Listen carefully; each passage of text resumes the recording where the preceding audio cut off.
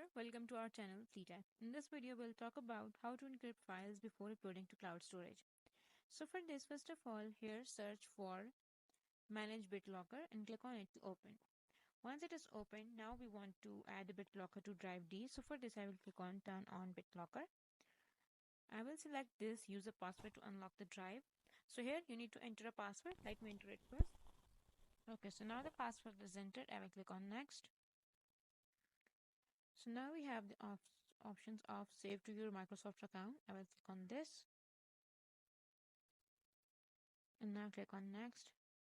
Now we have two options, that is encrypt use disk space only or encrypt entire device. So I will go with encrypt entire device and click on next. Next and click on start encrypting. So here it will take few seconds while encrypting and then your data will be encrypted. Now you are good to upload your storage to cloud storage.